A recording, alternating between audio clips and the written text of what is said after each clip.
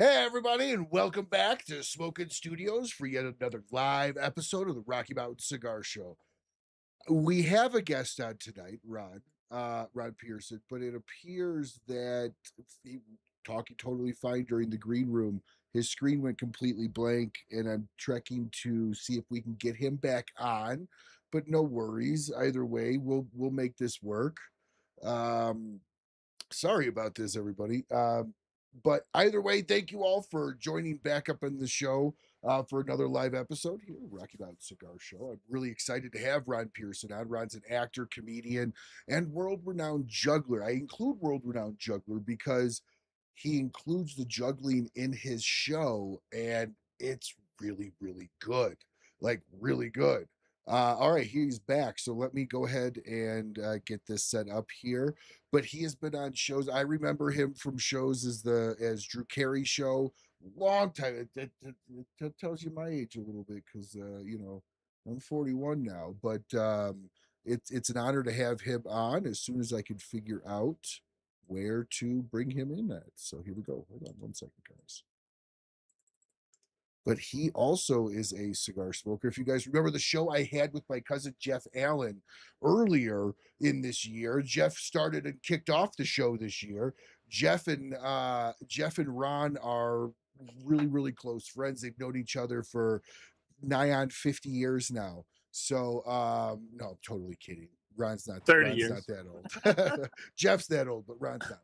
But so Ron, sorry we had a little hiccup there. I don't understand what happened at the beginning of the show there, but either way, Technology. My phone rang and it went into my iPad and took it over.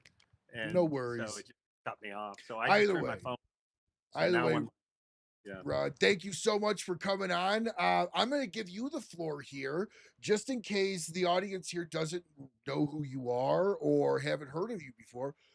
Give everybody just a quick little elevator pitch, your background, how long you've been doing this, and then we'll tell everybody what we're about to light up. Actually, you know what? You've been sitting on this cigar for a while now. Let's go ahead and light the cigar up, and then you can do that. And while we're doing that, I'll go ahead and tell everybody what the hell it is. Yes. First of all, I'm in Texas, and the first thing I noticed is that beautiful star right there, and I'm going, man, this is a Texas star. This is a Lone Star. But you said it's not. It's actually the star of. Well, it's the Stillwell Star. The name of the brand is the Stillwell Star.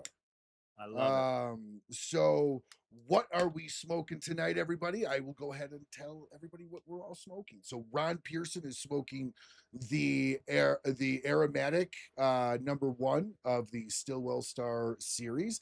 Ron is a aromatic guy when it comes to cigars. He likes the sweet tip, and quite frankly, they think that's one of the best sweet tips on the market. So why not send him a few and let him try it? He has been saving this. He's been saving this, and he'll tell us why. He'll tell us why. And then I am smoking. Thank you so much, Richard Beard. Is a good friend of mine. Now has become a good friend of mine, but a great friend of the show first, become a close friend of mine as well. Was super kind enough to send me the Micallef number 2, which I have yet to actually have. This is their Sumatra wrapper with a mixed filler. So it's a series of long leaf and short leaf. It's a 6x52. Should be in the medium body side of life. And if anybody's interested, again, just another reason why I love Micallef. You can buy 20 of these bad boys for $90 on smoking.com. Absolute steal. So let's go ahead and light this up. Thank you so much, Steve Saka. And as always, I am washing it down with Hidden Barn. Thank you so much, Steve Saka, for sponsoring the What Are You Smoking Tonight segment of the show. Let's get back into it. So now that you've lit your cigar, sir, what are you washing your cigar down with? Well, I'm doing it with, I would like to have some alcohol, but I don't have any. Vodka is what my normal drink of choice. But today I've got my iced tea, which in Texas is really needed. And I probably go through about 2 or 3 of these a day, just kind of like Cy on Duck Dynasty.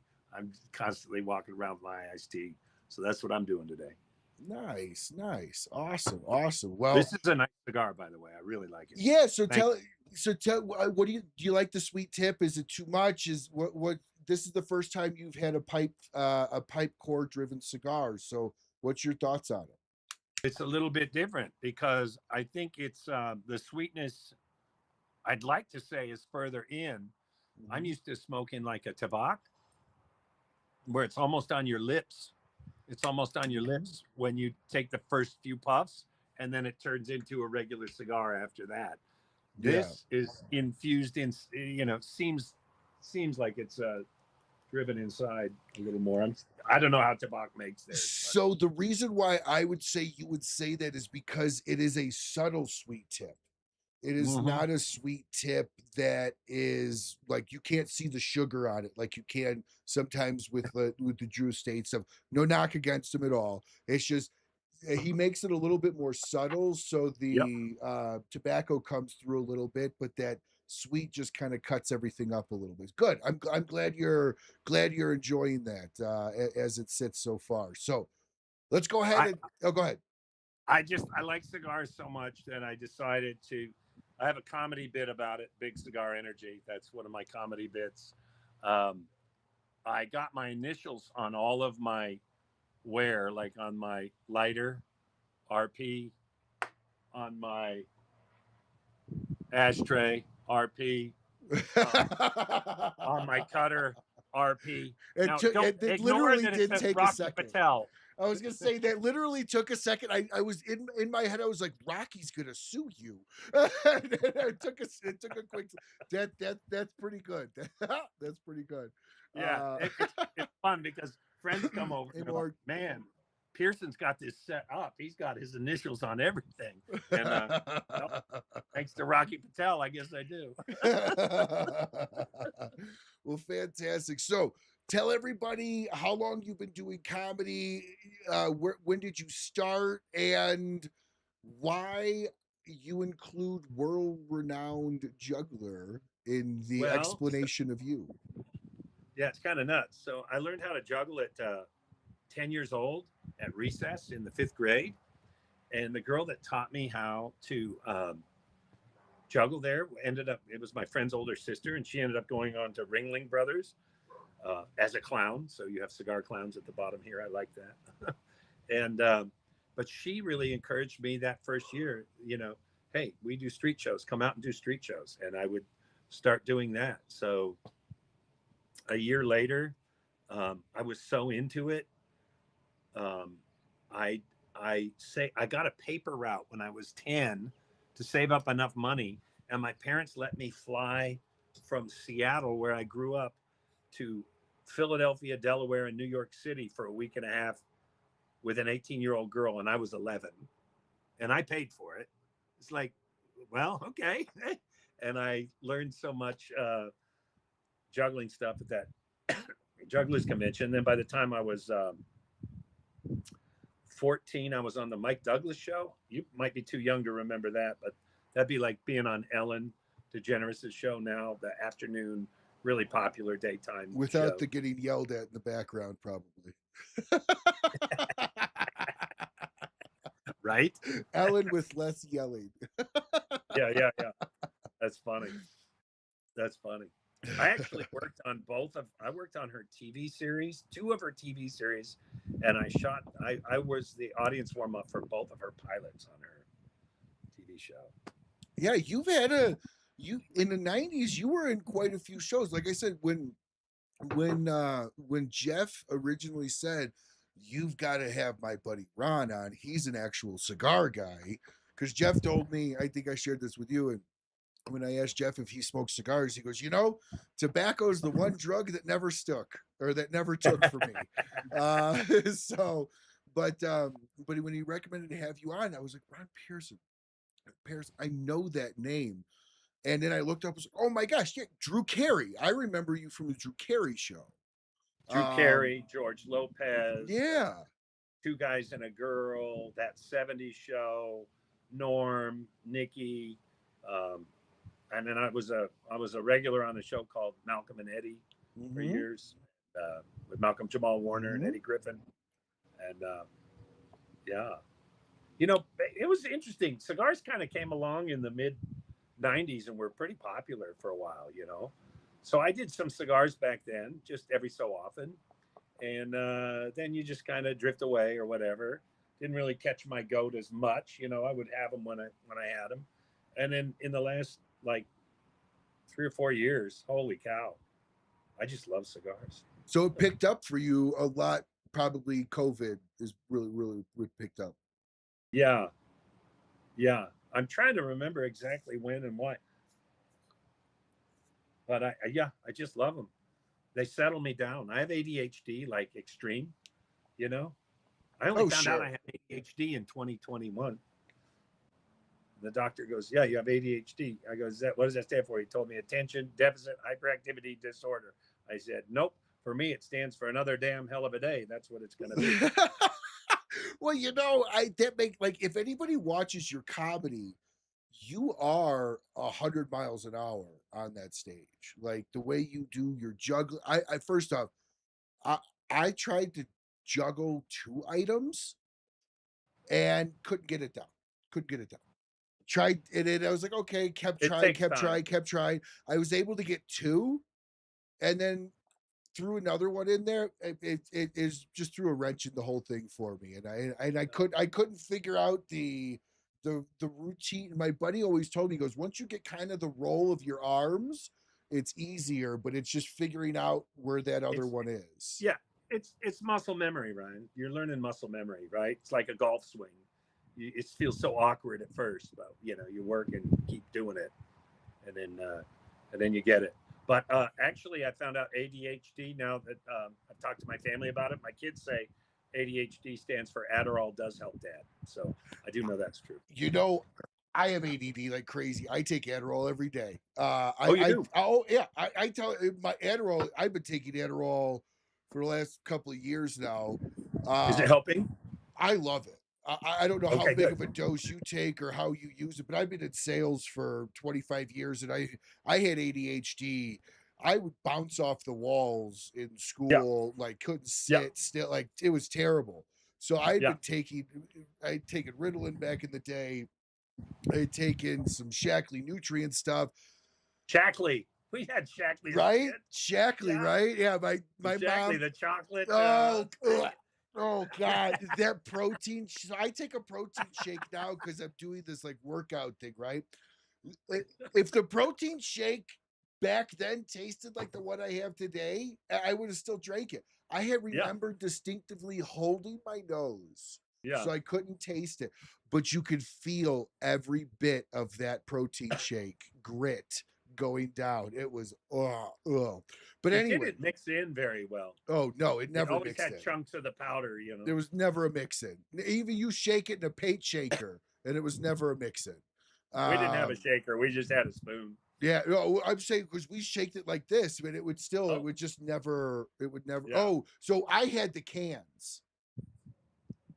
My mom, back when they had the cans. Really? Yeah, this would have been mid-90s.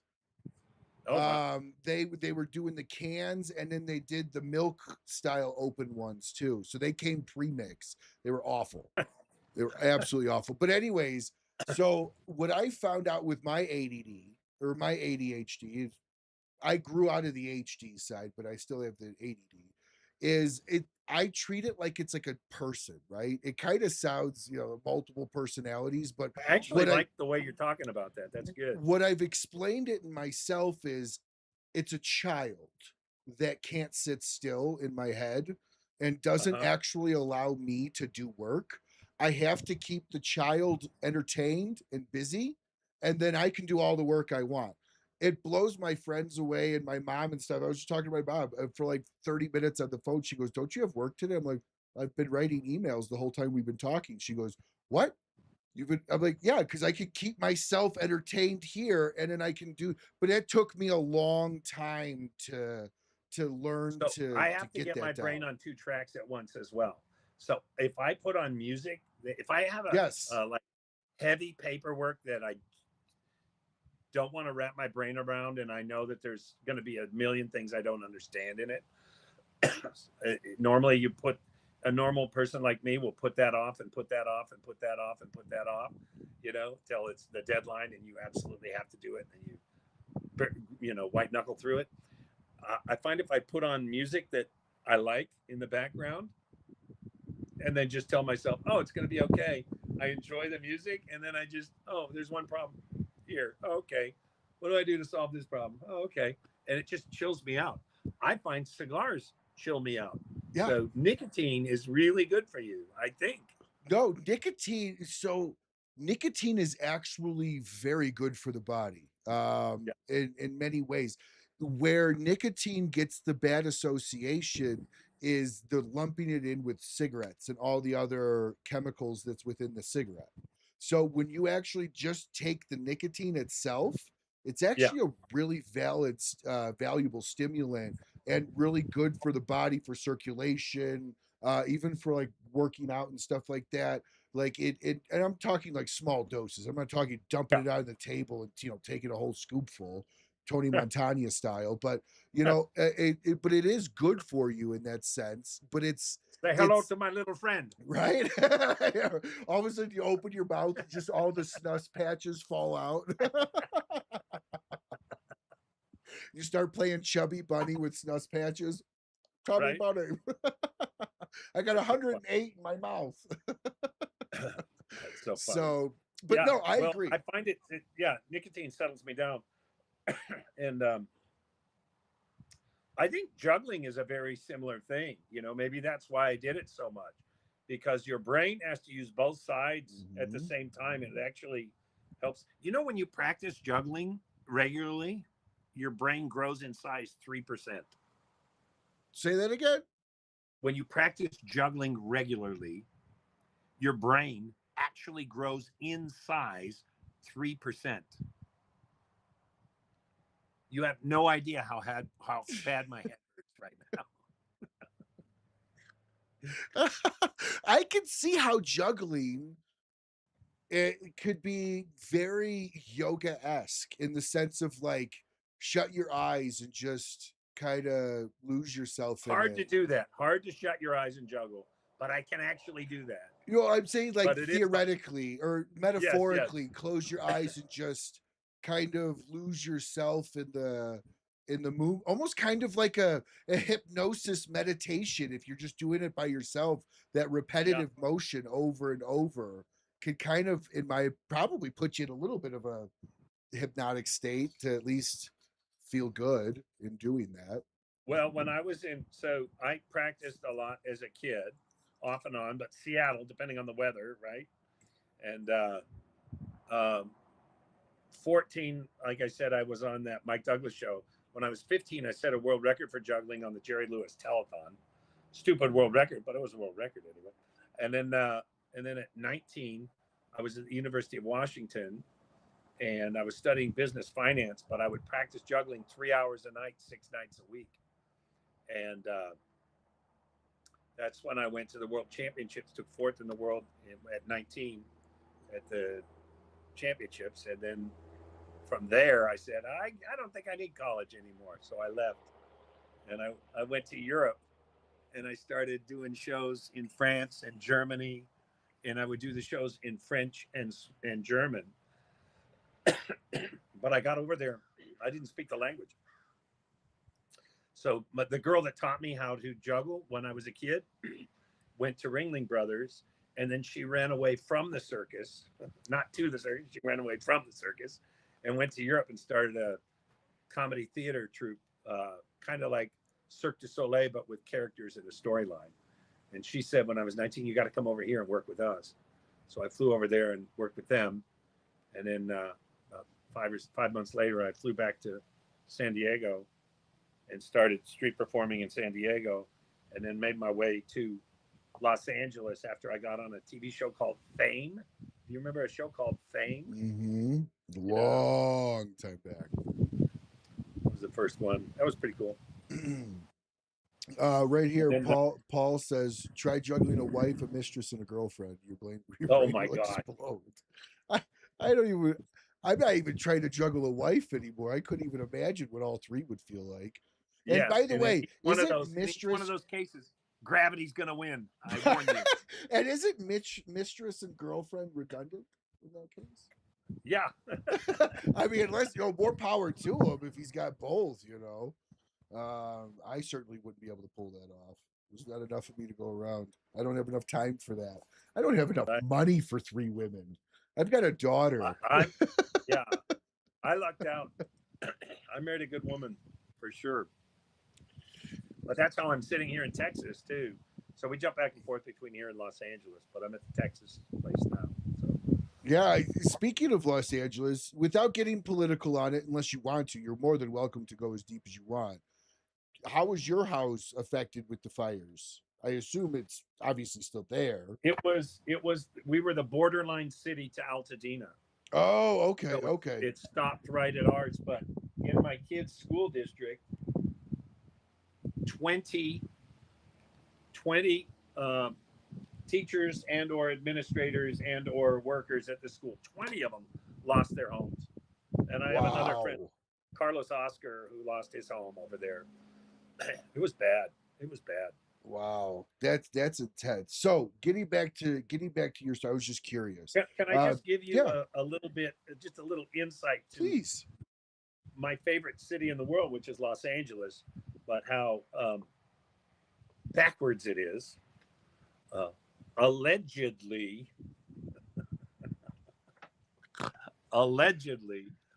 the deputy mayor, who is the person under the current mayor, Karen Bass, but allegedly, so the fires happened in January, a year and 5 months ago, right? The November before that, the deputy mayor, who is actually, I believe, from what I understand, the one in charge of the fire situation, was arrested by the FBI. Why? He allegedly called in a bomb threat to City Hall, our deputy mayor. Oh, yeah, I heard about that. Yes. Like these are the people running your city. Like it's like the congressman that pulled the fire alarm in DC. Like, first off, don't think there's a camera on every single fire alarm puller in DC. Everyone. And also, they're probably like 16K cameras, like technology we don't even have. They can see through you, type deal. So, like, you're not going to get away with it. I don't understand. Like, those are laws so great that you just have to get authorities involved so everybody can hear them. Like, it's just so ridiculous. It's asinine. And LA needs help. It's really a great city, but we need some help. Well, Karen the Ass Bass, hopefully she's going to lose. So, I mean, I think you guys should be able to sue her to oblivion for having no water in any of the facilities ever at all, and like another reservoir completely empty. But that's California, though, right? Because you got to save some stupid little fish or some microbe that is only in the 10 feet of stream water, and now all these regulations and stuff get in. But I think the word you just said, regulations, is and doing business in California can be difficult. They have a lot of extra little things. Now, is your main home Texas? We're morphing here more. That makes sense. My kids have moved here now too. Oh, well then why wouldn't you? I guess when you've been somewhere for that long, it's hard to leave. It's hard to. I have a daughter named Reagan, and she didn't have hair for the first 2 years, so we called her Rogaine. And I have a son named Tex, and we named him Tex because we lived in California, and we thought naming him Cal would be redundant. So we went with Tex. But now Tex is here. He lives about 30 minutes south here. My daughter lives an hour south. I'm out in the country. I'm an hour north. In fact, just the fence right over that direction used to have cows there all the time, but he got rid of the cows. I don't know why. Oh well. So let's get back to you. So you went through and you did the juggling. You world record. You're over. When did you start to incorporate the comedy so prevalently into? From 10 years old, I was doing. Oh, jokes. it was the full skit from 10. not Yeah. just the juggling. Not the full skit, but it was. Well, yeah, but you're talking. So when you're a street performer, you're trying to get attention. I'm the baby of 8 kids, by the way. Oh, I see. So, So- when you were doing so- street comedy and juggling, I thought you were Yeah. just doing the juggling. Well, you got it. When you do a show, if you want people on the street, if you want people to stop and give you money, you got to do something amazing. You got to get them, so you get them with jokes and then a big trick and then more jokes and then a big trick. And now, can you please donate? So, if you were told, my first year street performing in San Diego, I was 19. I dropped out of the University of Washington. I was on the dean's list studying business finance, but street performing 2 days a week, 3 shows each of those days. I did a 45-minute show, so it was a big show. But I made 25% more than the average business degree did out of the University of Washington at that point. I mean, for the first year, meaning, what the degrees were paying. Wow. So, but I also learned, each juggling trick was going to take another 1,000 hours, maybe if say when I was going to 9 or 10, when you're really amping up, it's going to take so many hours to get that down, especially to any kind of performance ability that, and then I remember doing a show in San Diego, doing some amazing things. And then at the end of the show, this guy goes, "Hey, that was pretty good. It was pretty good, but I just saw a guy juggle and eat an apple." Well, I was 11 the first time I did that. That's not that big a deal. But in my brain, I was smart enough to go, "Oh, the audience doesn't know. It's showmanship. It's all how you sell it. It's what you tell them." So I'm going to start working on acting and stand-up comedy and things like that because I've already put my hours into this. Now I'm going to add these other elements, So I want to touch on something you just said because it kind of boggles the mind. You said, first off, you said 8 to 9 items is what you're referring to when you're juggling. Okay. So is it 1,000 hours to go from, because juggling is typically, okay. Would you say, is it harder to go from 3 to 4? It's not like you punch it in and then at the end of 1,000 hours, you can do it. Some people could never get there. No, that's true. So that's true. Let me rephrase. Is it harder to go from 3 to 4 or higher than 4?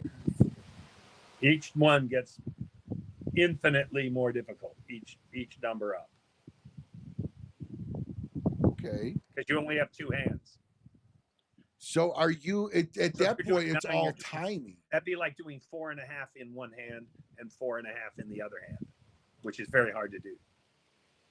So at that point, you really have to control how fast you're throwing the ball because you want them to all land at the same time. You have to be accurate and you have to be very fast. Then just holding them and getting them started. How do you hold them and get them going? So there's some Russians that would get up to 13, and they'd have these rings. They do it with rings. And that's where I was doing numbers with rings. I enjoyed the rings more. And then you get them going, so they get 9 going, and then they'd flash that up and grab 2 more from a belt around so they're kind of near their thighs, and they're right there, bam, bam, bam.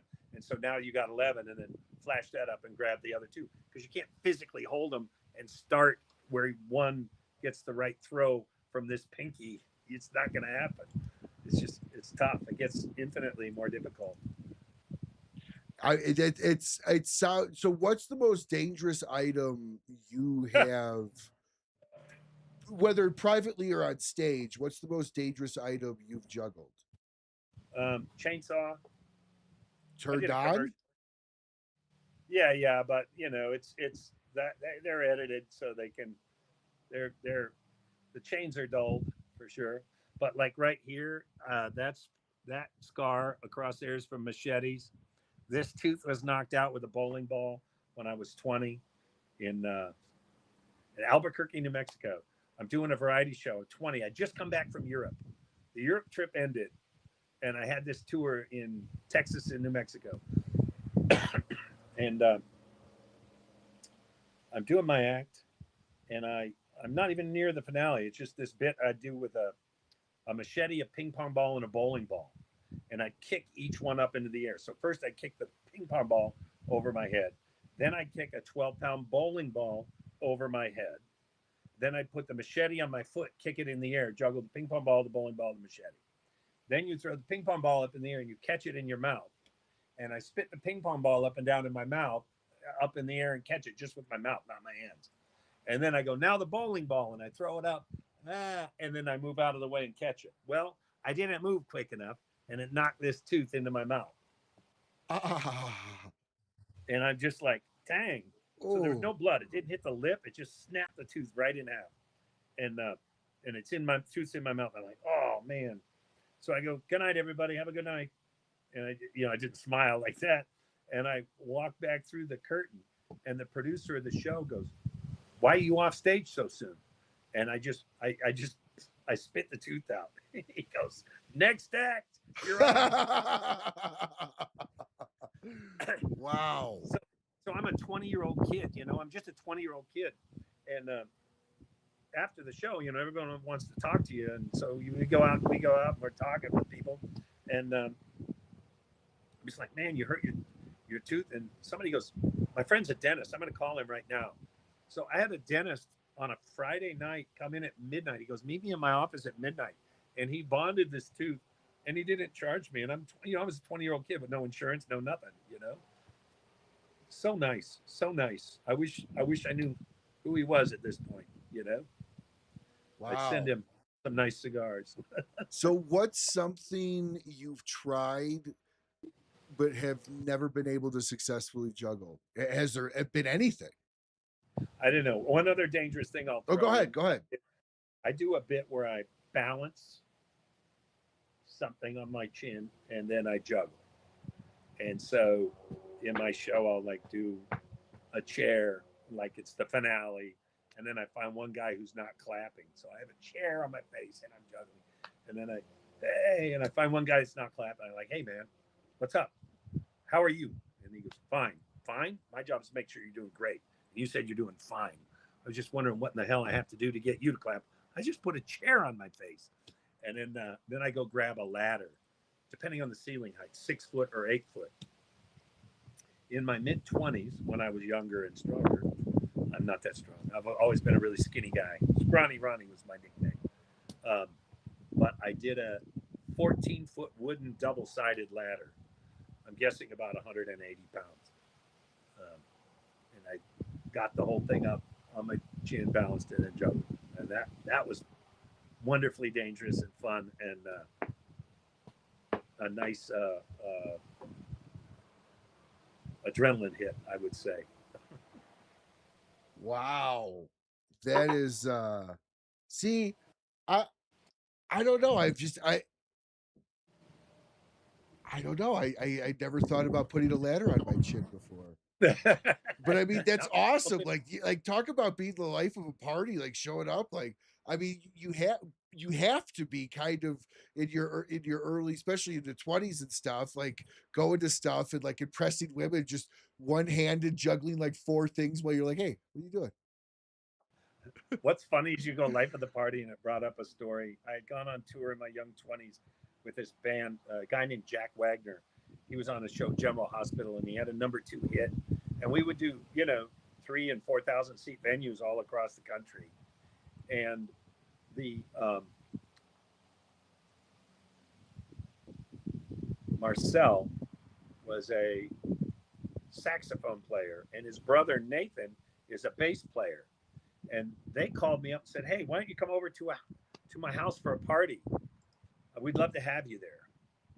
So basically they wanted me to juggle, because I get there, it's Earth, Wind, and Fire, and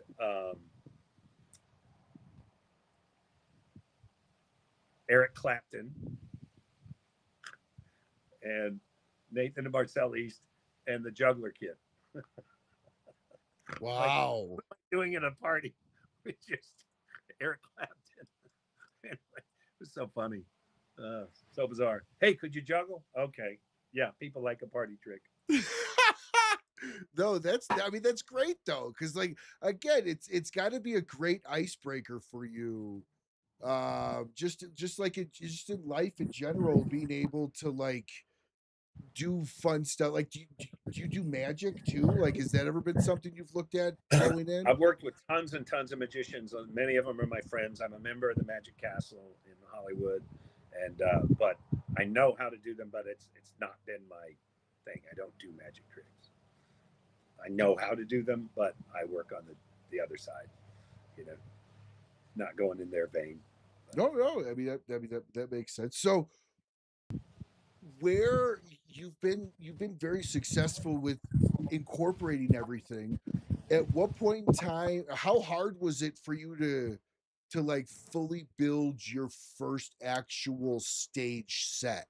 Because I assume since 10, it's always been kind of free flowing or maybe loosely mapped out. But like going on stage for that first time, my guess is you'd have to be pretty ironed through, considering it's time driven. I did a team act from 13 to 19 with another guy where we'd throw the stuff back and forth and put people in the middle and throw it around them and knock stuff out of their mouth and do all this stuff. And it was a comedy act. It was quite good. And we worked in the streets, but we also did fairs and we did circus and we did, you know, a few things like that. We had a good act. And then I went solo at 19. And by the time I was 20, I was already doing a 45-minute show in the street that was full. So what was harder, going from the street to like a crowd? Because like you said, the crowd on the street's just going to walk past you if they don't like you more than anything. But the crowd in the audience could be maybe a little bit more rambunctious to it. So what did you find was harder? Oh, it's so much better being in a theater or a comedy club, or, you know, first of all, they can hear you and they're there for that, you know. Comedy's fun, man. Well, I have we requested this and I was able to find this. This is a really funny bit that Ron does here. Let's see. Hopefully you guys can actually hear this. Let's see if we can hear all of this. Tell me if you guys can hear it or not. Let me click this to get this to play. And now it's my stepfather came up to me and gave me advice. He said, Ron, marriage is like chess. And I great. So I'm trying to beat her. And he goes, no, you're on the same team. She's the queen and you're the king. Yeah, I can't hear it. You might not be able to. Yeah, that makes sense. Yeah, because she's allowed to go anywhere on the board she wants. I can only go one square at a time. I can't go there. Okay, I'm back at home. No, hold on. This is not the one I was thinking of. But I don't care who you are. This is it. I don't care who you are or where you're from. We all pretty much you'll show Ron have the same life. juggling. And it goes like this. You wake up to your world about age 16. About age 16, you say to yourself for the first time, I need to get a job one day. So I'm going to have to work real hard at a skill to make money. But you know what? I want to make a lot of money. So I'm going to work and work and work for years to become an expert at a skill. And then one day out of the blue, I get a relationship going.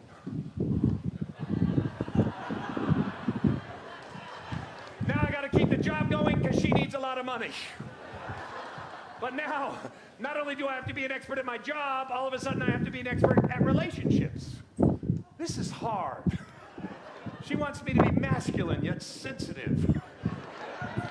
I don't know if I'm supposed to be Tom Cruise or Tom Cruise. Then we bought a house. Now I have to be a plumber. I have to be an electrician. I have to be a landscape artist. I have to be an expert at taxes. Now we have children.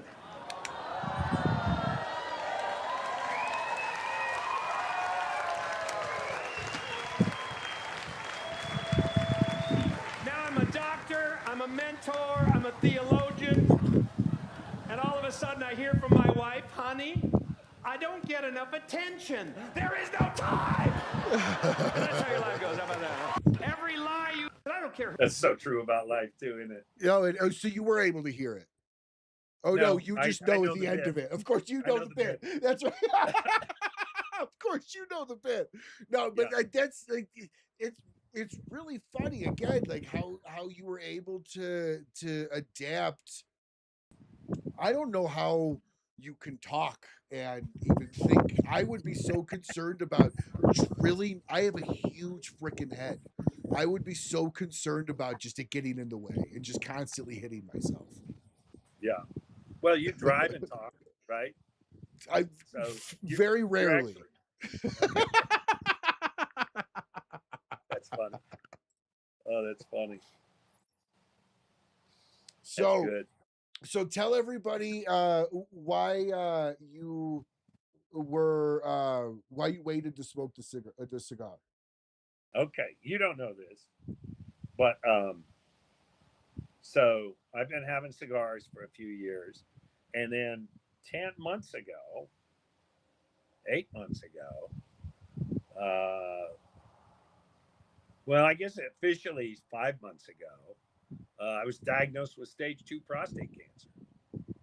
So my wife's like, "You can't have cigars, no more cigars." You know, I go, "Honey, if I got cancer, prostate cancer from smoking a cigar, I'm smoking it the wrong way."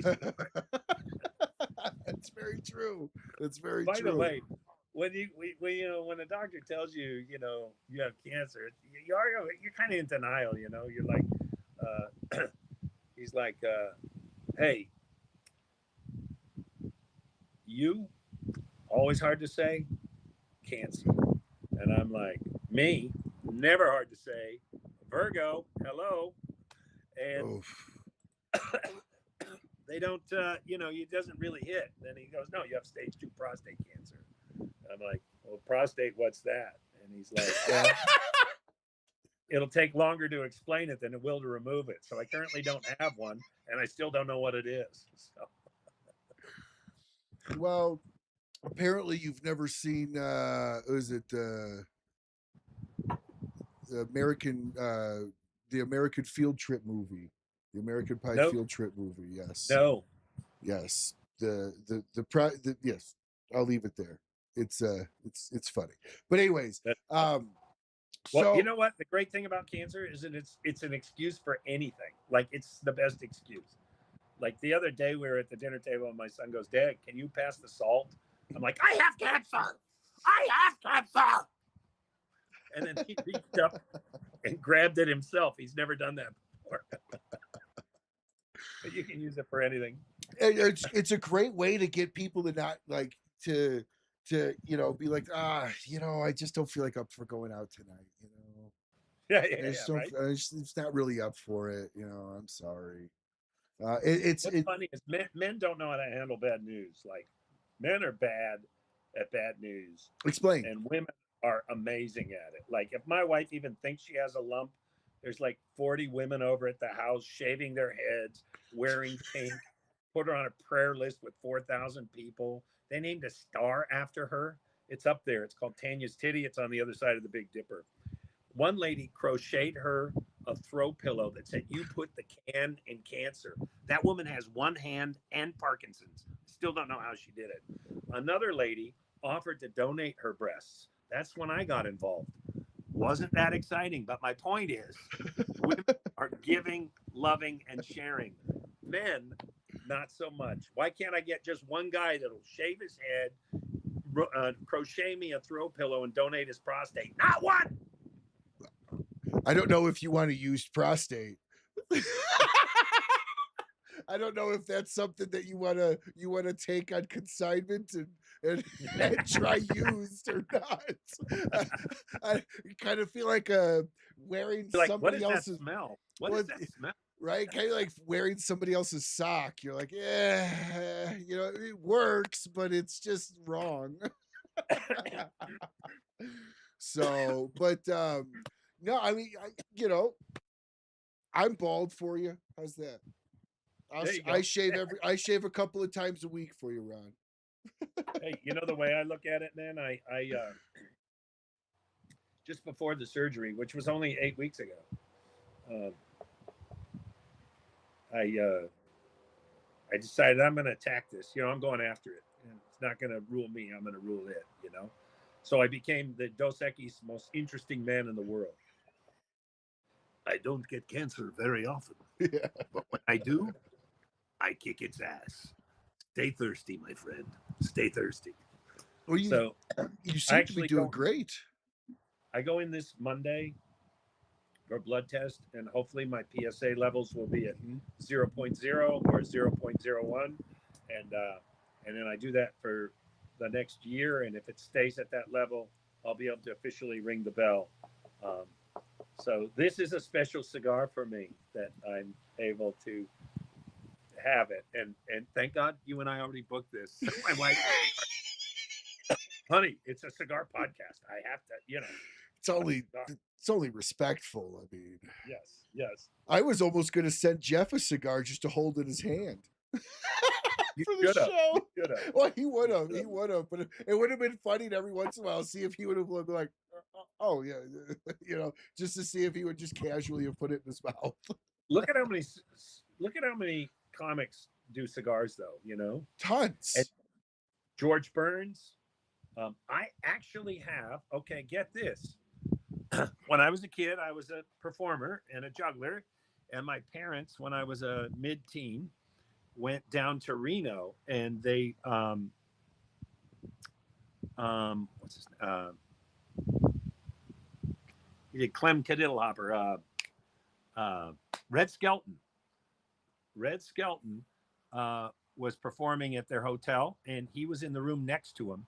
So my parents got Red Skelton cigar butts. So I still have my Red Skelton cigar butts with his DNA on it. So I'm very excited to have those. It's pretty cool. But talk about big cigar energy. Come on. No, absolutely. No, George Burns, go ahead. George Burns was one of my favorite comics, and be up there talking like this. He was like 10 to 12 cigars a day. Yes, in his 90s. Yeah. 93.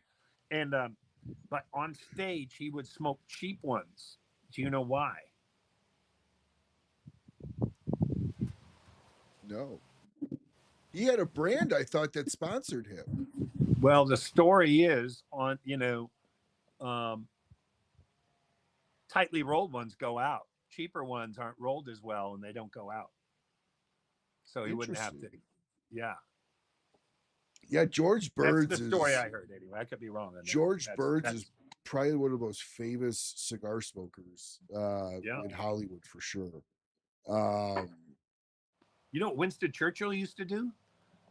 So I think I know what you might be saying on this one, but go ahead. So in Parliament, if the other side had some big bill they were pushing and he really didn't want their argument to be heard, he put a hat pin in the end of the cigar so the ash would never fall. So instead of listening to that guy, everybody's looking at his ash trying to go, why isn't his ash falling? Yeah, big dick energy for that one for sure. Yes.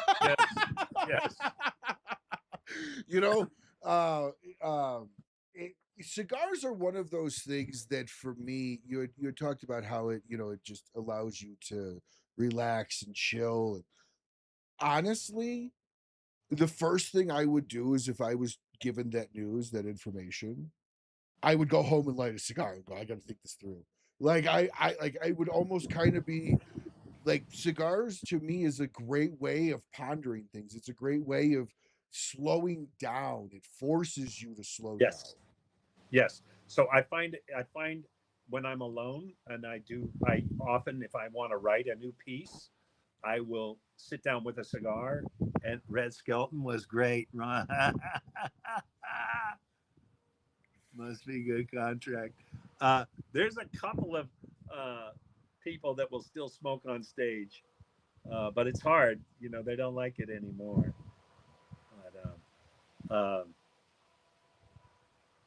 my ADHD kicked in. Oh, cigars. Yeah. When I'm alone, it forces me to sit.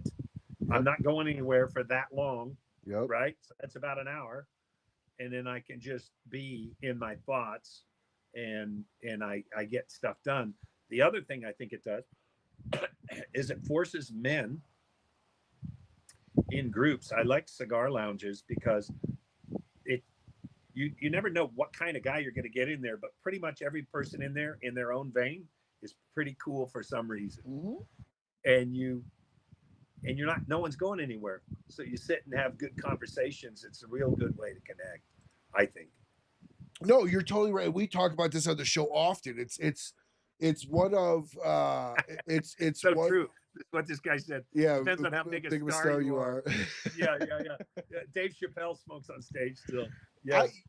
I would look at What it I and hear. go, Allegedly. well, I mean, he does it his specials. I would look at it and go, listen, only one person in the whole place is smoking. Deal with it. It's not like the whole town. It's not like the whole place is here sucking them down. When I started in comedy, you would watch the smoke because everybody smoked cigarettes back then. Layers. Yes. You have layers. My mom in high school smoked with the teachers. You see the smoke through the lights while you're doing your set. Oh yeah, my mom in high school smoked with the teachers in high school. Not my mom was a smoker, but I'm saying like kids my mom's age would go to the smoking area in my mom when she was in high school, and they would all smoke together. Like Yes. It's just so crazy how the opposite has come through. One of my older sisters, when she was having her first baby, this is a true story. We'll see you, Carl. She was so nervous in the delivery room, they gave her a cigarette. So she was smoking while giving birth. And that is the toughest kid I know. He is, but he talks like this. Hey, how's it going? What's going on? How are you? Oh, Jesus.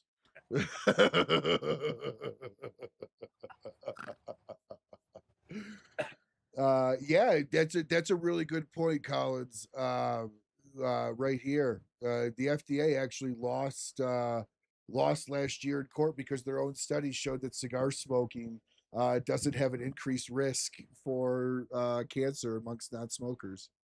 Oh. Where do I get that? I'm showing that to my wife. You could go and pull it up. The FDA lost their case because their own study proved them wrong. Because cigars you're not inhaling, you're puffing. Yep. So different. Well, they It's so also different. don't have an increased risk around non-smokers either. So like secondhand smoking, and a lot of that is I never bought that whole story. Well, I only buy the secondhand smoking with cigarettes because of all the carcinogens and chemicals in it, and the fact that every parent that smoked in the 60s, 70s, and 80s rolled their window down this much. And you'd go to school. Your school would be like, now my parents didn't smoke, but my buddy's parents did. You'd be like 4 blocks from school. Their parents would chain smoke 3 cigarettes in the 4 blocks. You'd get out looking like you're at a Snoop Dogg concert. The windows still out. You're like, roll the window down. It's this much. Like, come on. Yes. Letting all the heat out. Hey, okay, is it me or has the world changed dramatically in the last few years? Yes. The last 5 years, yes. Yes. 100%. It's so weird. So I try and figure it out. Like, what is it? And I believe this is just my take on it, that we've gone too soft. Oh yeah. The country's gone too soft. So I talk to different people, who's soft. Why are we soft? Everybody has a different answer. I think I figured out why we're too soft. You want to know what it is? Would love to. It's vaping. We need to get back to cigars, nicotine the way God intended it. Yes. I have no idea what a cigar did for you because it makes you a man instantly. I don't know why, but it does. For some reason, my kids listen to me if I have a cigar in my hand. Can I explain it? No. But for some reason, I have big cigar energy, right? You had Winston Churchill stop World War II with a cigar in his hand. Michael Jordan, best basketball player of all time, always had a cigar in his hand. You wouldn't see Fidel Castro trying to lead Cuba with a vape pen, would you? Get to Cuba. It's coconut cherry flavor blast. Why are the vapors so ashamed of it? They're hiding it at all times. They're like a 6-year-old, and they got the last Capri Sun, and they're worried the other 6-year-olds are going to take it. You know what it is I think vaping. So I was around when the vaping craze started to really happen. I was actually a cigarette smoker at the time and tried to use vaping to get off. Not the vaping where you get like people that walk around with a freaking car battery attached to it. The massive like cloud, and then they like push the smoke and they're doing like crowd tricks. Like, all right. But like I think a lot of people are just kind of embarrassed of the vaping anymore, but they're just hooked on it. Like it's so much of like you can't even vape. When I started vaping, you could vape anywhere. And I was vaping in my office. I was vaping at my work. I was everywhere. Now you can't even Right. do that. So like I think it's just, a lot of people, I don't know, for whatever reasons still are doing it. I agree with you. Get back to the good harsh tobacco. Like Yeah. bring it back. Like, you want the real Nicotine thing. built this country. Nicotine built this country. Real nicotine. None of that fake Right. stuff. When I was a kid, we smoked in airplanes. We had ashtrays in Mhm. the armrest. You'd hit the button. The flight attendant would light it for you. That's a felony now. This generation is soft. That's why- McDonald's had ashtrays. Yeah. When I was a kid, we gave kids candy cigarettes. That blew out the sugar. Yes, I bought Starter them. kits. Yes, Starter kits. When I was a kid, we'd put gas in the car and light up at the same time. We weren't tough, but we weren't smart, but we were tough, right? Right? Oh my gosh! I look back on my life and I question how many times that I shouldn't have been here after what I've done. It's so. Have you ever heard of Derek Stroop? Mm-hmm. Okay, he does this amazing bit on how or he's like, what's wrong with kids today? They've never been bored. None of these kids have been bored. He's like, my nephew comes up to me on a hoverboard holding an iPad. He goes, Uncle Derek, I'm bored. He goes, I looked at him, he goes, boy, you look like the least bored kid I've ever met in my life. Like these kids don't know what it's like to turn off your, the president is on. Your night was screwed because you only had 4 channels and he took up every single one of them. Yes. Like it's awful. By the way, the great leaders of this country, the great leaders led us through nicotine. John F. Kennedy and Robert Kennedy smoked cigars like my kids eat Skittles. And what did that get them? Marilyn Monroe.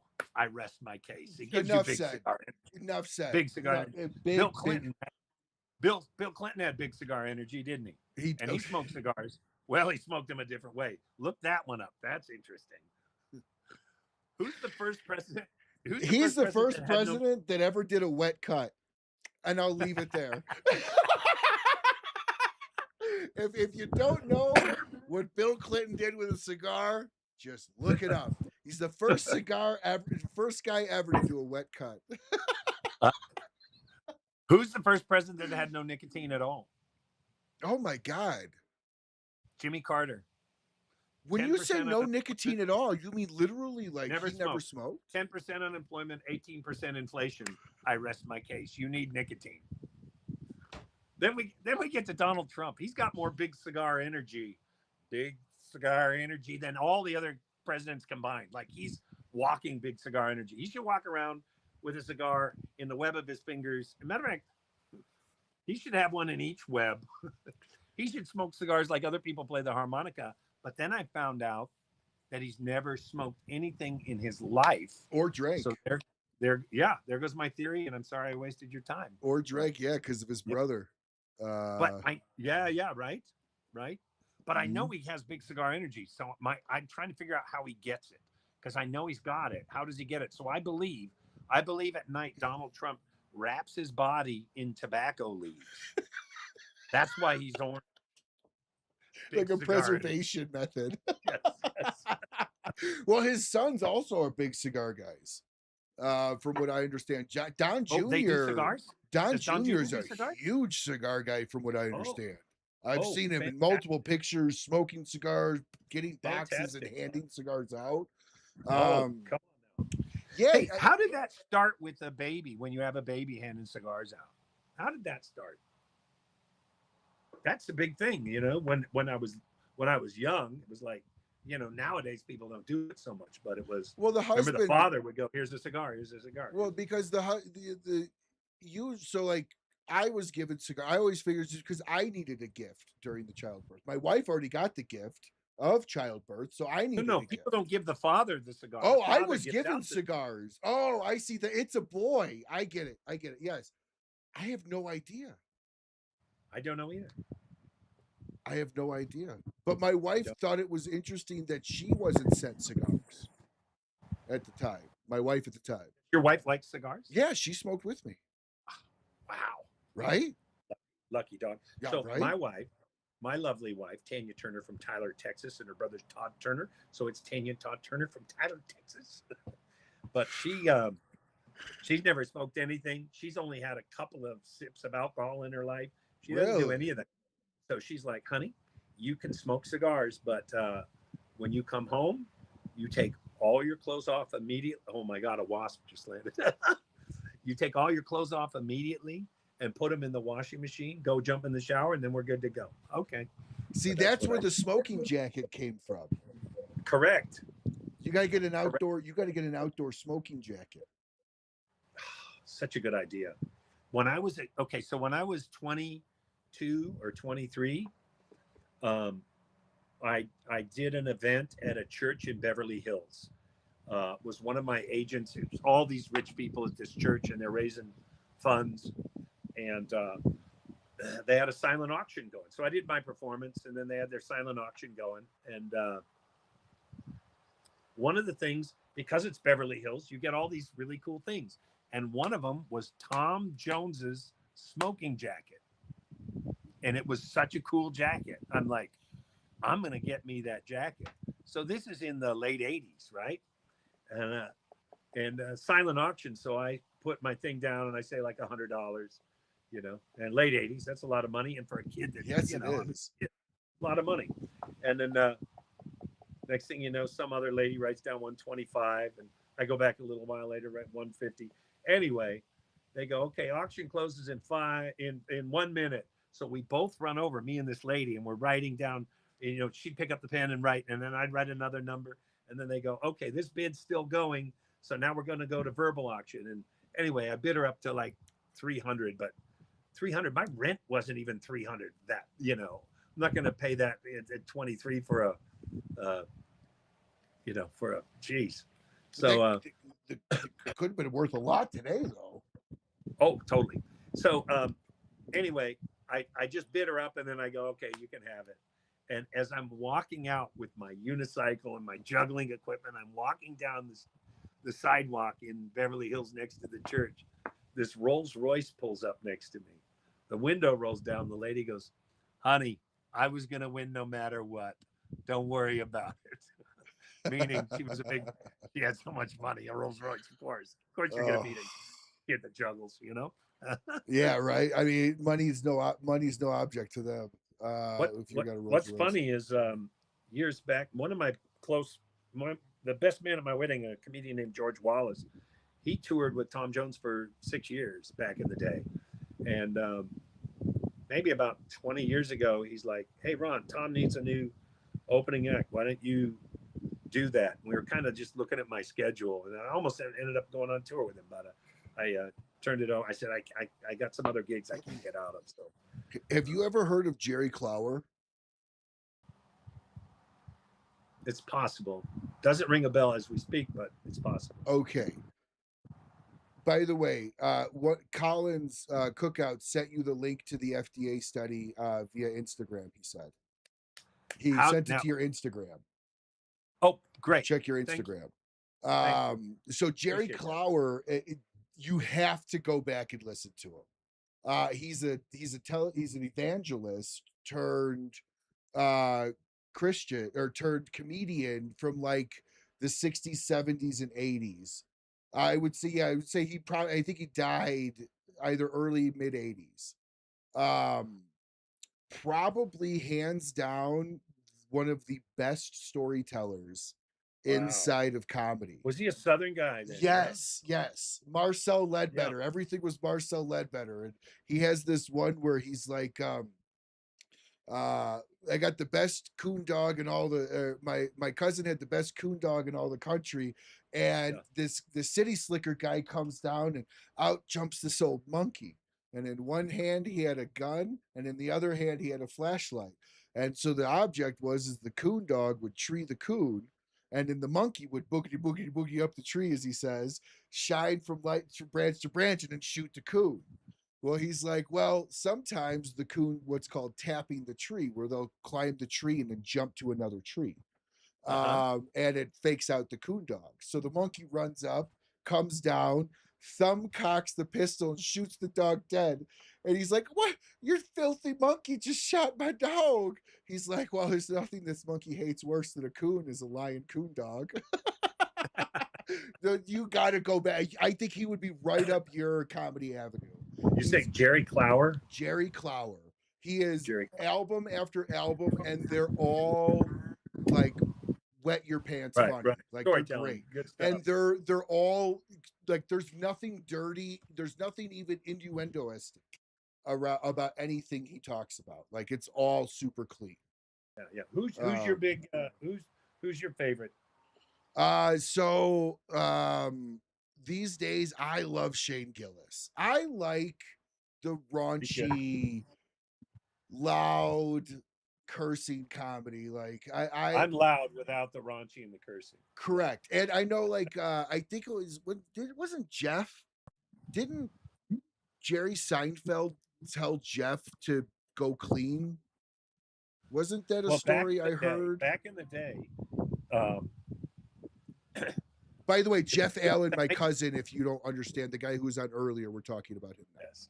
And Jeff and I did 2 comedy specials together and did called The Apostles of Comedy, and we toured the country in the tour bus and having so much fun. And like, he's the best. Your cousin's awesome. And he's a great comedian. I can't wait to meet him someday. Truly great. Yeah. And so back in the day, the Tonight Show is what broke an act, made you, it broke Roseanne Barr, Drew Carey, and a million Jay others. Leno. Yes. And so it was the Tonight Show, and you had to be clean. So if you even worked dirty, they often steered away from you. Even if you could put together a clean set, they would worry. So the cleaner acts got more attention. Really? Okay. I mean, that makes total sense. And to be honest with you, okay, it's much harder to be clean. Much. That's what I was just about to say. It is so much harder to be clean because the fuck, right? It's a funny word. You could make it and okay, I'm just gonna say this is probably a very unpopular statement and probably gonna get some backlash here. Yes, Jonathan Winters was hilarious. He was great. But I'm not the biggest fan of a lot of female comics. I don't mind dirty and crude when it's done in a way that's funny, but I feel often younger female comics feel like they got to talk about like super dirty, super raunchy. I mean, does that make sense? There was a wave of comedy that was shock comedy. So that's but it wasn't. But it was beyond shock because it wasn't even like shock for funny value. I know. It was like I didn't appreciate that either. But that was the angle for a while. So, like shock funny would be like Sam Kinison would be shock funny. I would say he's shock comedy for sure. With his screaming and yelling. He was a preacher too. Do you know that? Yeah, before turning a huge drug addict. Yes. His dad was a pastor, and he followed in his dad's footsteps. I think it was he graduated seminary and actually was a actual pastor in the church. I think for like 2 or 3 years. Yeah. Like he was.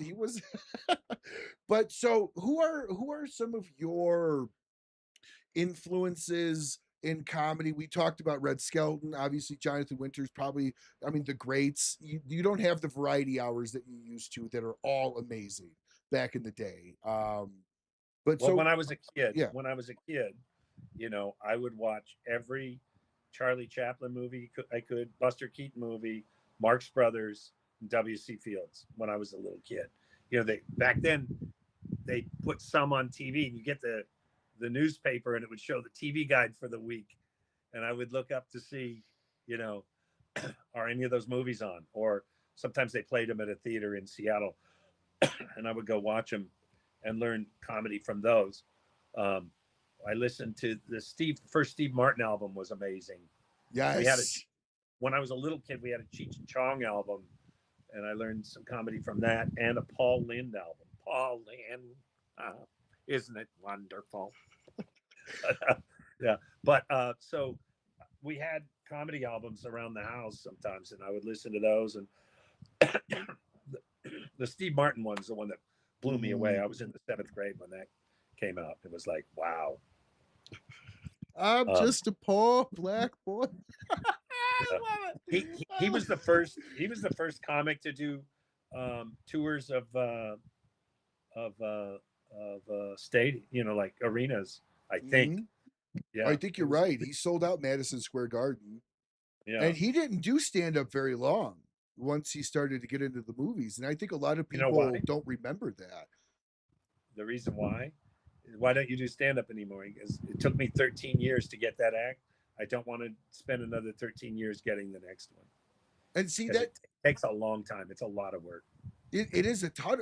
Eddie Murphy is another one. A lot of people like kind of think back and go, Eddie Murphy was a stand-up comedian for decades. No, he only did a couple of shows for a couple of years, and then he went into full-time acting. He hasn't touched stand-up since Raw. Hard. He hasn't touched stand-up since Raw. Yeah, stand-up's hard. It's very hard. So let me ask you, I love public speaking. I'm weird. What are the odds? You have a podcast, right? It doesn't bother me. I've been in sales 25 years, very comfortable, off the cuff stuff. What was it hard? Did you ever have stage fright? Occasionally, when you care. Was that when you were younger, or did you even have it when you got older? Now if you care. The key is not to care. You care enough to want to do great work, but not care about the actual outcome. So if there's somebody in your crowd that you really want to impress, then you can get nervous sometimes because it's like, oh, now I gotta, do this rather than just going up and going, yeah. So what I get. How do you keep your mind? Because I've never been on a stage where like people are ranting and cheering and laughing at literally what you're saying, right? I've done presentations. How do you kind of like, do you feed off of the audience and like keep a joke going maybe for a few extra lines normally if it's really hitting, kind of ad lib it? Or are you very regimented in your set? Everybody's different, right? Most acts, each joke, you to get one great joke, you're going to have to write 10 jokes. The 9, 8, 7 of them are thrown out at least.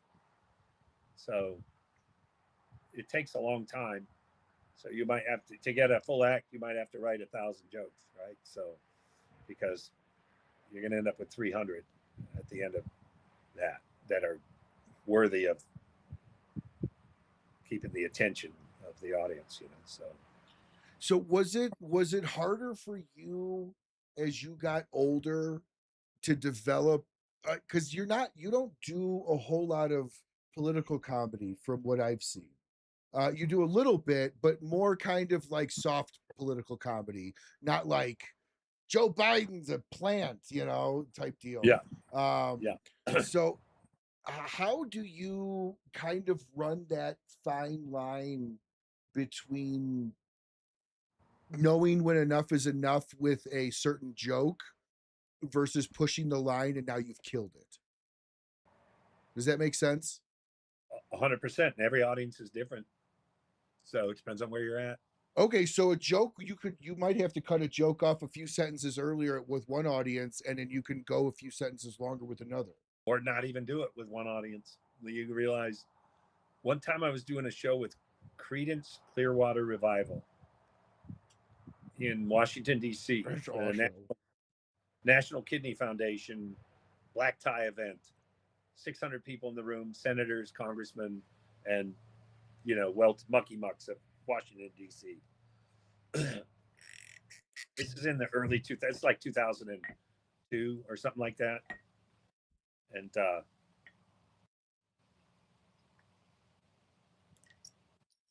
I thought, well, let me see if I can do some jokes in their vein. So I tried the first joke.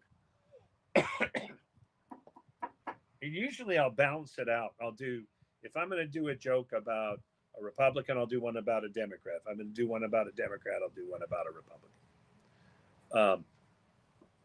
So I'm there and I go, Hillary Clinton was in the Senate at the time.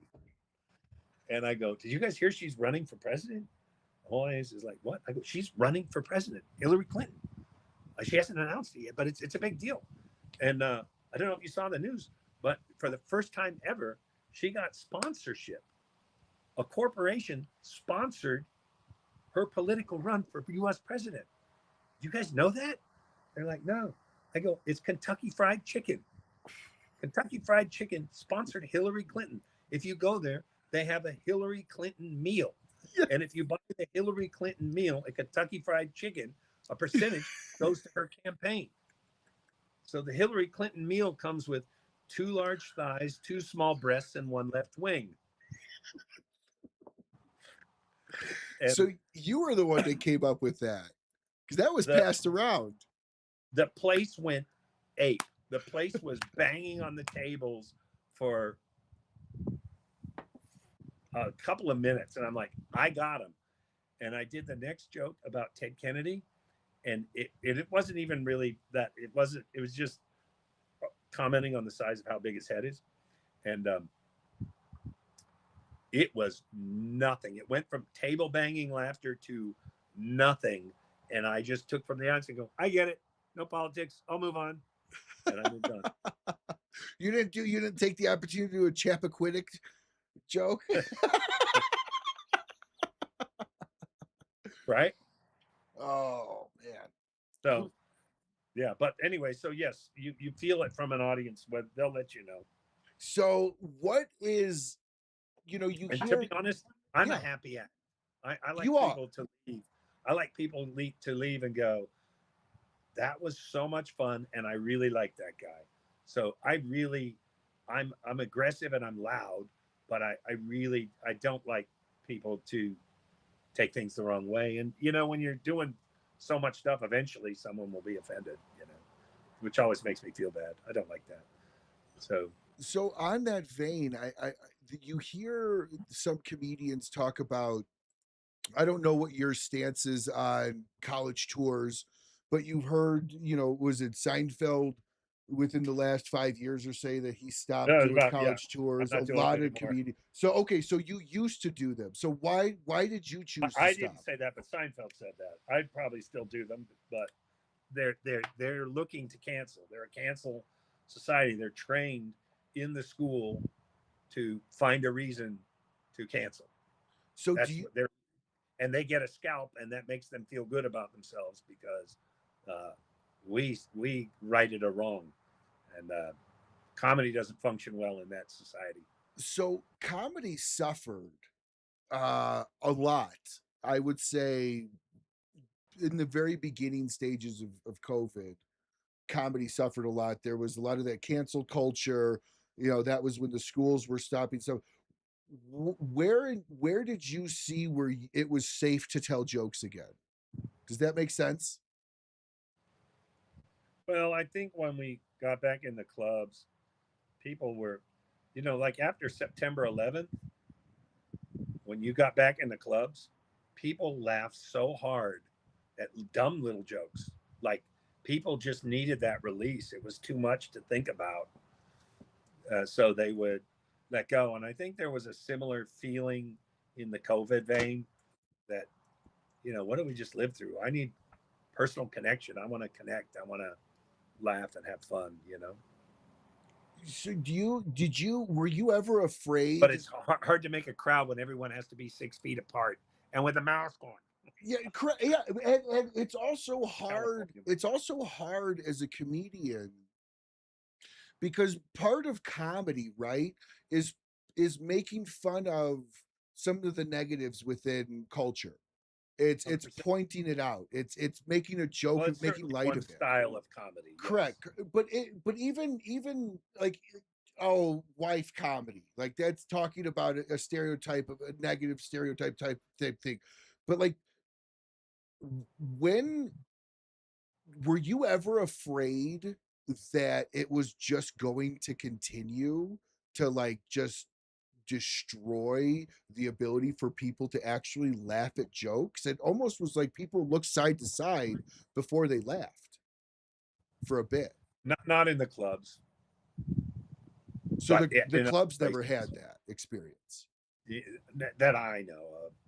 I've been the brunt of a cancel culture at a studio more than once. How? And, You're a clean comic. I'm not even gonna get into it. Oh, okay. It's so disheartening and makes me very angry.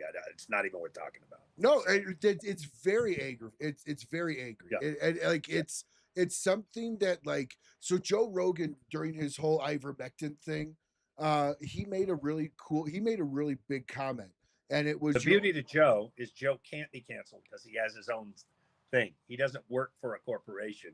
He's him. Well, Spotify almost pulled him, which is fine. He still could go and tour and sell out anywhere he wants and make tons of money. Correct. It's when you have the corporate, it's HR within the corporate environment that has spread this cancel culture. But Joe made a really good point. He said you could only be canceled if you apologize. Because if you apologize, you admit you were wrong. Not true. Now you're canceled. No, so you disagree with that. Okay. 100%, because Joe wasn't under what I was under. So fair enough. We'll move on. No, that's disheartening to hear. Sorry that you had to go through that. But so where do you see you've been in the comedy and doing all of this now since you were 10? That's got to be a long time. So where do you see kind of wrapping up of your career? When Jeff was on, he said he's on his first farewell tour of maybe 4 or 5. Which I love that. I know. So where do you see kind of winding down and wrapping up? I don't know. That's a great question. You can either wrap it up yourself or be forced to wrap it up, right? So I have another business venture that I'm working on that could be really good. That would be a whole nother route that would be amazing. Not, because I'm clean and can work in a church crowd, corporate crowd, and in clubs, it gives me a lot more opportunities to work than certain guys, because there's very few of us that work that clean. Jeff's one, I'm one. There's a few others, but it's not a giant pool. So we have the advantage. There's riches in the niches. So do you see yourself maybe stopping the club stuff before you stop the corporate world? Because I know the corporate got to pay better than the clubs. They do, but it depends on who you are. Correct. But I like it all. To be honest, I just like to be on stage. There's nothing like doing a new joke. There's nothing like rolling a crowd. There's nothing like having a great time. And it's fun. I try and take the crowd on a journey, like get on this train and let's go have some fun. And when you get a crowd that does that, oh man, it's so fun. It's so fun. I don't want to stop. I would love to be a great experience. I would love to be George Burns up there at, 80, but at 80, am I going to be able to put a ladder on my face? I don't know. But wouldn't that be a good show? But I think we're going to find out. With an 8-foot ladder. I think we're going to find out someday, though. Right. Now, do you think you could balance a ladder and juggle? That's what I do. The 8-foot ladder and you do the juggling? Yeah, that's what I do. I missed that you said that. I thought the 8-foot ladder was the bit. No, and then I juggle with it. Oh, Jesus Christ, you're an overachiever. You're like, that's like the people that run up Pikes Peak. Like what? Yeah. They run and bike up Pikes Peak. Yeah, no, my brother calls them overachievers. Like, okay, you can stop proving yourself. Like, we get it. Right. We get it. Yeah. So what do you do, Ron, when you're not world-renowned comedian, actor, juggler Ron Pearson? What does Ron do when he's just Ron? I like cigars. I like day trading. Okay. I day trade a lot. Yeah, I love it. I try and do things with and for my kids as much as I can. Um, Stuff with my wife. Um, I like going out to comedy clubs, and I also hang at like the Magic Castle. I love going there because it's showbiz. It's so show busy. I travel a lot. I've been in 87 countries in all Wow. 50 states. Part of the 50-50-50 club, which is 50 states and 50 countries before the age of 50. Wow. Now, were Hard to these pull off. 87 countries for comedy, or were they for vacations and Not all just of them, travel? but some of them, many of them, a That's lot of awesome. them, but not See, certainly not all of them. See, that's the great part about being where you are the business, because for any excuse you could write it off as a tax expense, for like just make a trip to Germany for a week and do a show, and it's a write off. Right. I just took my son to Japan Oh, that's my bucket list. I'll go with for you his next birthday, time, but Ron. then I popped into the Tokyo Comedy Club and said, "Hey, I'm a comic." They go, "You are?" "Yeah." "You want to go up?" "Yeah."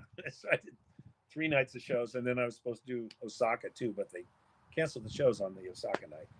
If you need a companion for another Japanese tour, it's on my bucket list. I'll go with you if you need a buddy. Japan's so great. Sure. There's a really cool cigar lounge. I went to two or three cigar lounges in one in couple in Tokyo, but one was really nice in this hotel.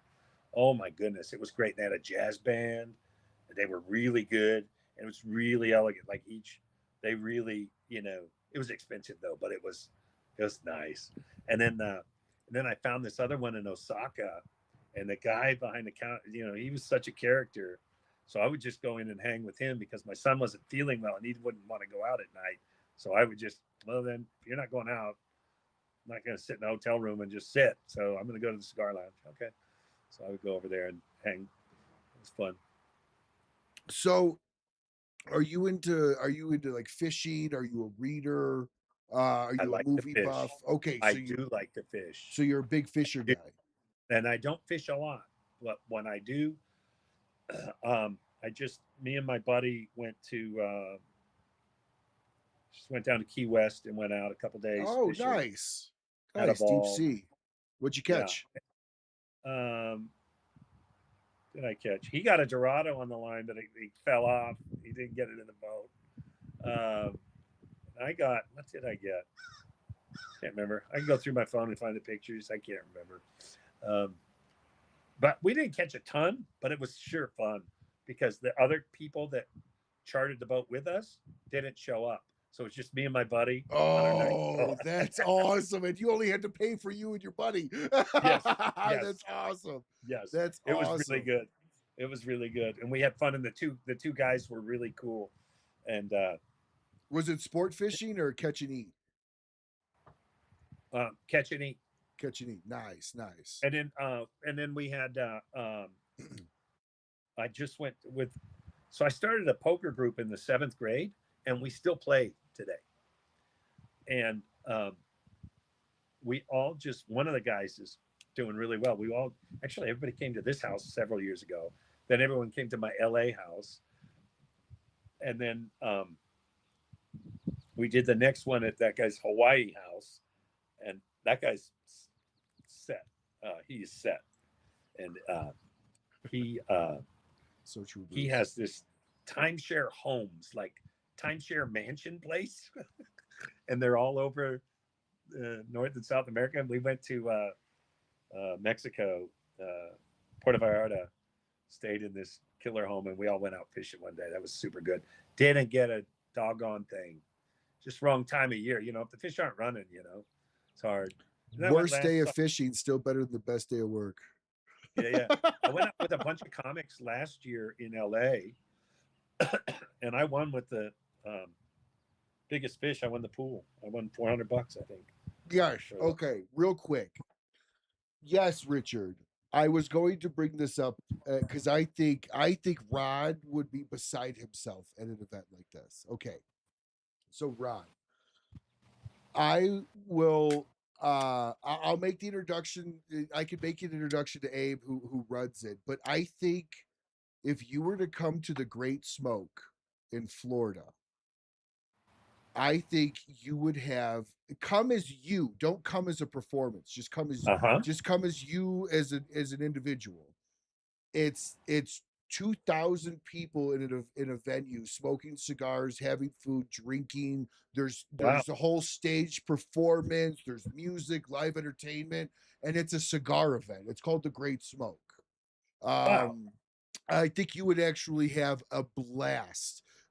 It's from Wednesday, unofficial start dates Wednesday to Sunday, but the actual Great Smoke itself is only on Saturday. But I think you would have you get 30 cigars for the ticket. And you get a whole bunch of swag that comes with it, custom made ashtray and stuff like that.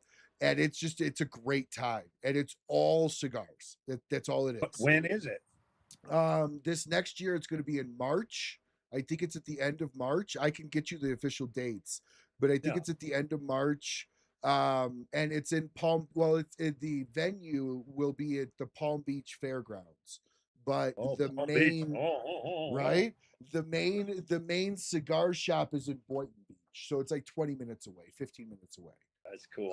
But I think you should come and bring your wife, like if she's open to it, because there's a lot of guys that do bring their wives. She would not like smoke. Then leave your wife at home. Bring your son if he smokes. Like make it a father-son trip. Oh, but my brother-in-law might come with me. There you go.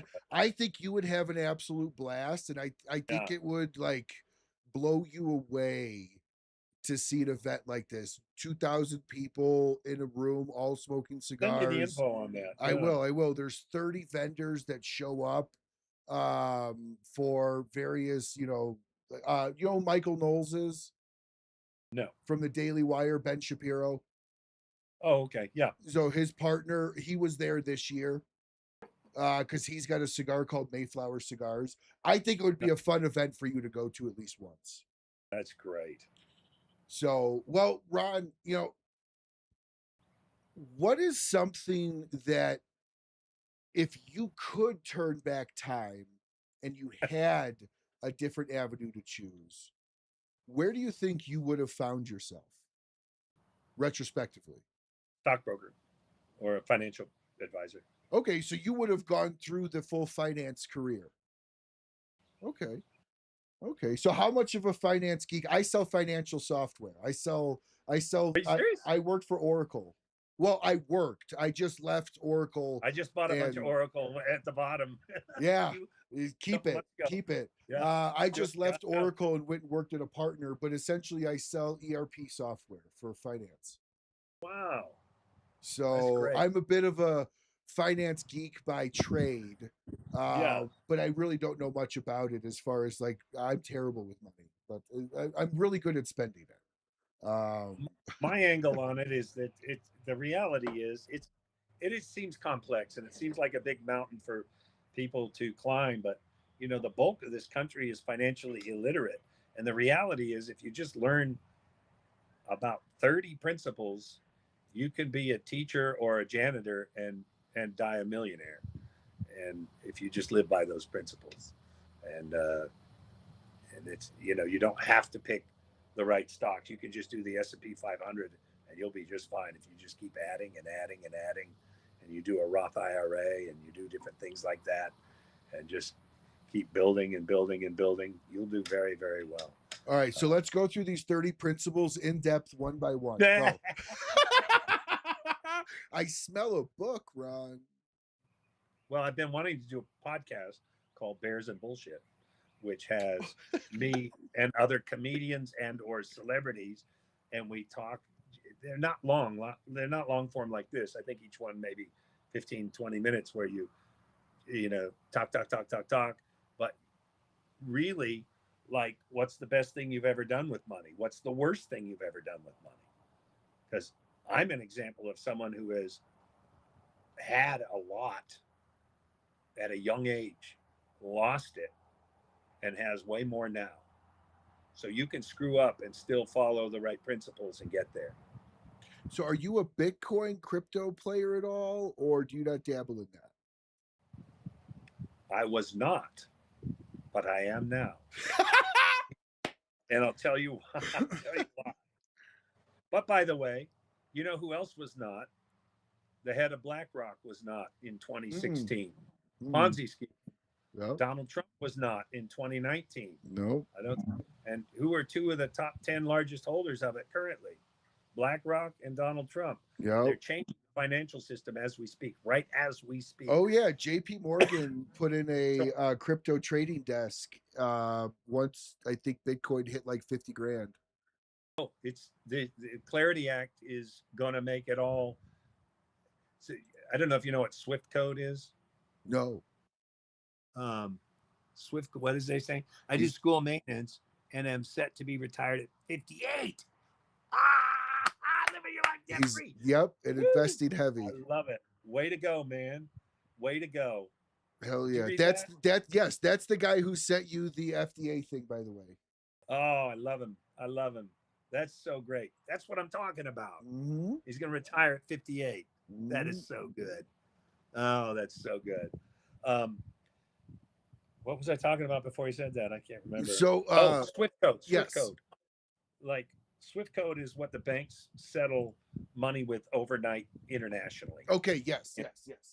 Yeah, it could be $1 trillion overnight.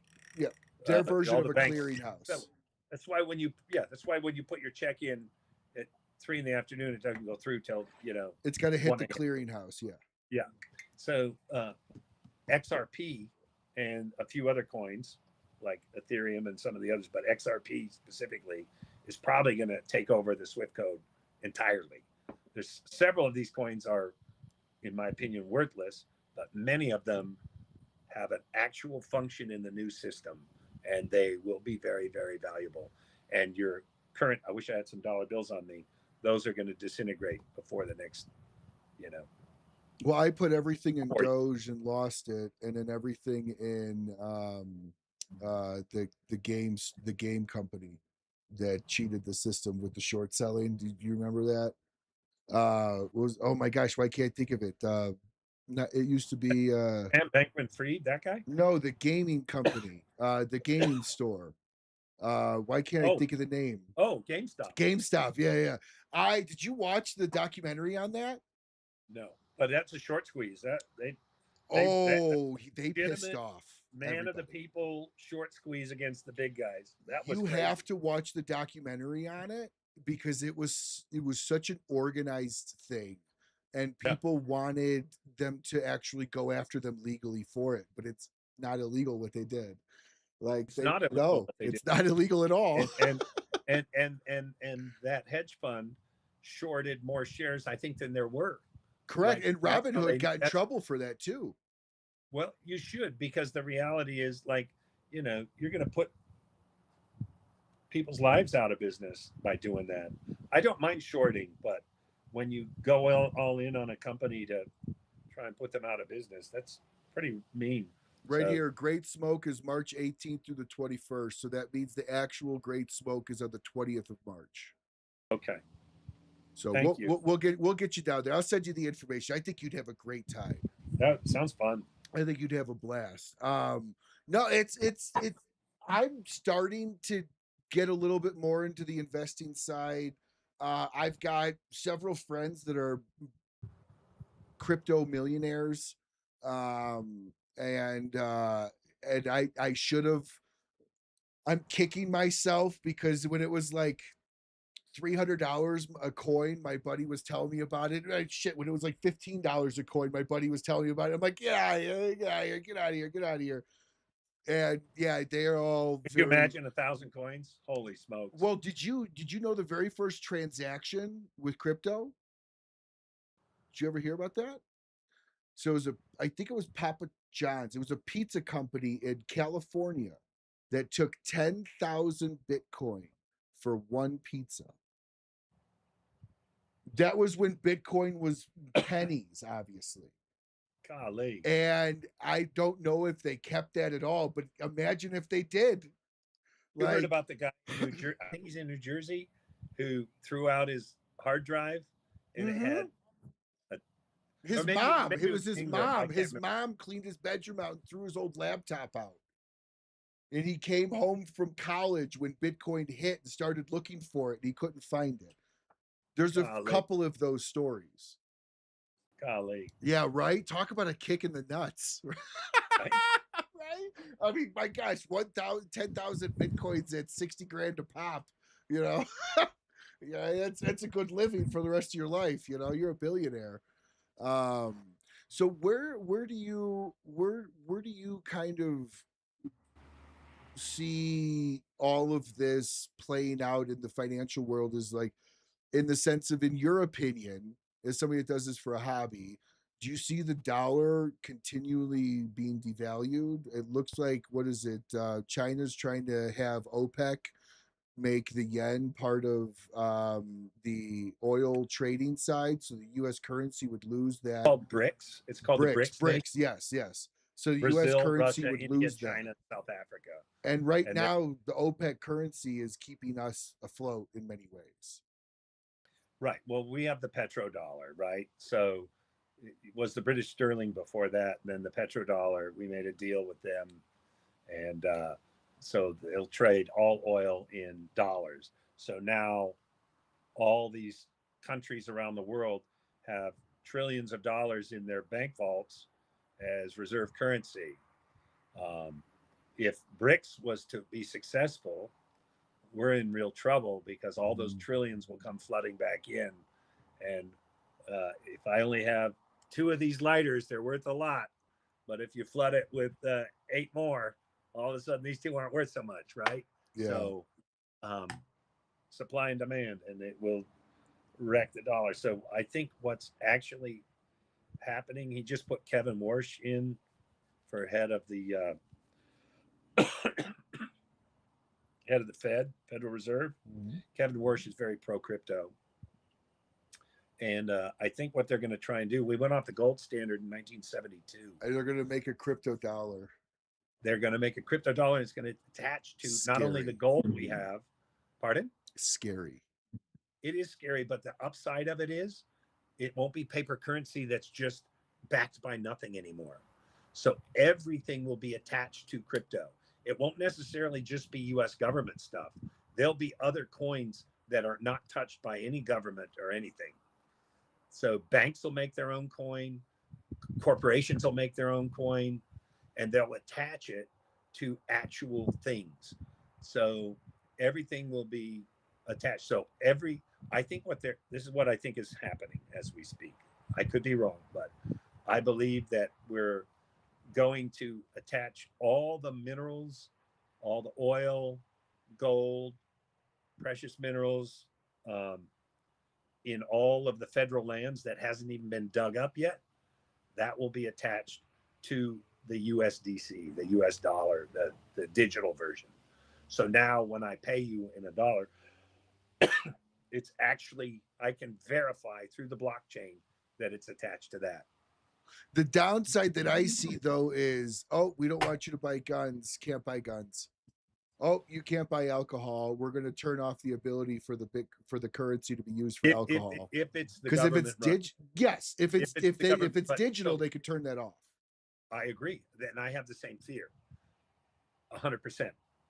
But not all currencies will be by any specific government. There will be several decentralized. See, it's almost kind of like 10 years ago, people, or 15 years ago, people wouldn't have been able to conceive Bitcoin. And I don't think that a lot of the public can kind of conceive what that vision looks like too, even though I think you're entirely right. And part of that makes me scared, because of the, you give somebody the ability to control something, and absolute power corrupts absolutely. That's the Correct. scary side. Centralized. The whole idea of cryptocurrency is that decentralized. So I think there's going to be a time in the future when you go to buy a house and you transfer cryptocurrency to someone. You don't even go through a bank. It's all on the blockchain. 1-to-1. And see, I'm good with that. I don't think there should be 40 pages to buy a house. I don't think buying things should be as complex as it is in general. It should be an easier way for bigger purchases to happen. And Yeah. Richard, you made a really good point. And actually, with this will be my last question to you, and then we'll get into lightning round here as we close the show. But you make a good point, Richard, because I was actually just watching a video on how China is creating so many of these pressure driven diamond, artificially created diamonds that are better quality than what Yeah. they're finding. So the quote was, are diamonds really worth anything if we can create better in the lab?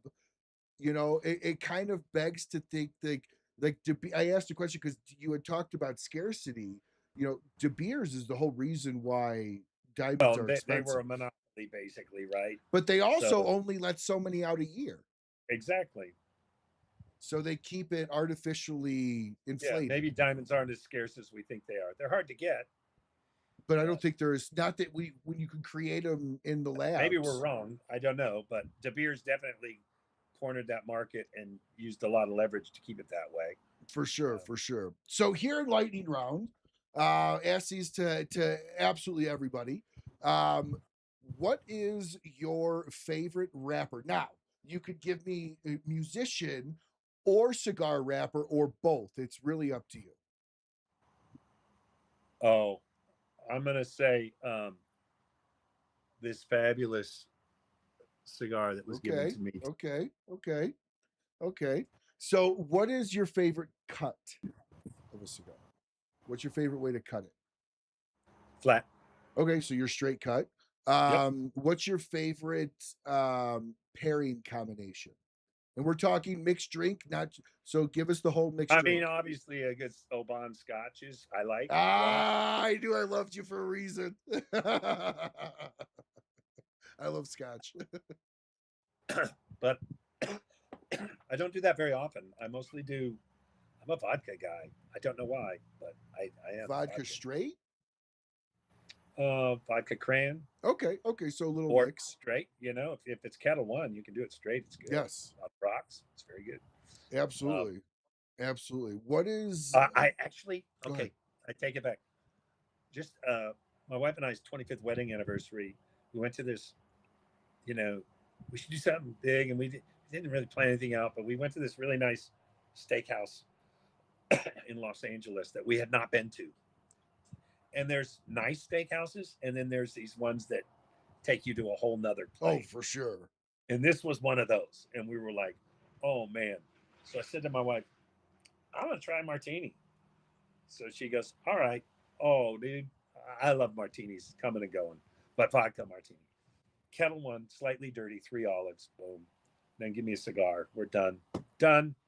Oh man, my father-in-law, my ex-father-in-law loved vodka lemon and vodka martinis, and I drink straight, right? I drink nothing but neat, right? So liquor, I'm used to it, right? And I remember him grabbing a lemon, like a wedge, not like half a lemon, but like a wedge, squeezing it in the cup filled with about this much vodka, dropping it in there. And I'm like, do you taste the lemon? He goes, oh yeah, you can't even taste the vodka. I was like, I don't believe you. And I took a sip, was like, I don't taste the lemon at all. Oh my God. And then he decided to make me a vodka martini that was all mar and no teeny. It was brutal, and I'm like, are you trying to get me drunk, man? Yeah, Jesus. Martinis are good, man. I just, yeah. Do you remember the name of the steakhouse? He's asking. Yes, it's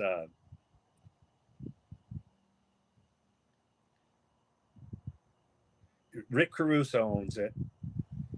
It's in Glendale, and it's at the Americana. Rick Caruso is the guy that ran for mayor on the last round. Okay.